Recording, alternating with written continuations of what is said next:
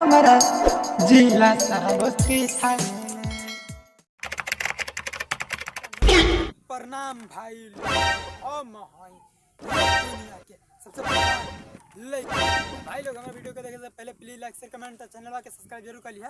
अरे पर दवा अब लगाई दे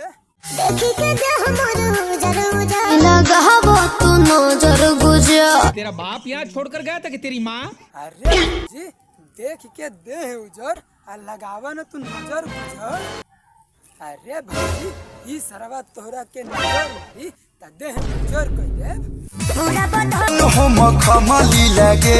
बहुत मनुष्य लग रहे हो, मत करो, रहने दो।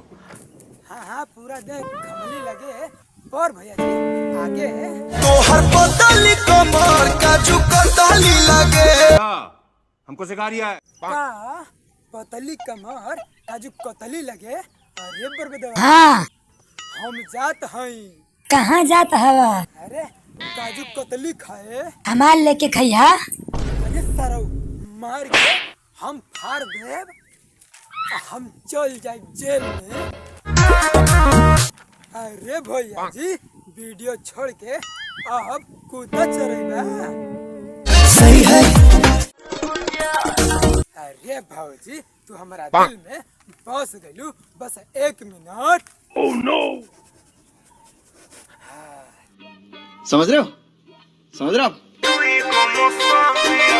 अरे बरबड़ा ये का देखावत हई? एकर मतलब कि पकड़ के फाड़ दा। अरे साला कौन चीज रे? सही है। भौजी के बेलाव जवा। अरे सारा हम तो दुकानिया के बात कैले हई। मेरे को तो ऐसा धक धक हो रहा है। अरे भौजी इतना प्यार से कहा था अगर मांग ले में तका तू दे देबू। एहे रहा नहीं जाता, तड़प ही ऐसी है ना। 1 दर्जन केला दे दो 2 मौसमी। और भैया जी रउआ कौन मौसमी लेबा?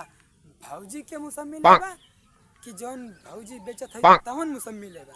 तो साला ये दुख का खत्म नहीं होता बे। गुंडा बना होता है भैया गुड़िया चौधरी। पर भैया जी एकर मतलब कि रउआ भौजी के मौसमी लेबा। तेरा बाप यहाँ छोड़कर गया था कि तेरी माँ? अरे भैया जी रउआ सभी अखियाँ मार के देखी भौजी कहत हई कि रसदार बा। अरे भैया जी इतना बढ़िया अगर हमरा के ऑफर मिलत तो हम एहे रहा नहीं जाता, तड़प ही ऐसी है ना। संतरा ना खटाई लेती और भौजी के चटाई बिछा के पेल देती। सर गलती हो गई बा। तो बस भाई लोग की वीडियो खाली यही रहेगी। उम्मीद करते हैं कि अगला वीडियो जैसे चल आई तो कृपया करके भाई लोग के ये वीडियो को अपना दिल दिमाग किडनी फेफड़ा कहीं पे भी मिल लिया तो भाई लोग रोवा सभी हमारे चैनल के सब्सक्राइब करें वीडियो के शेयर करें।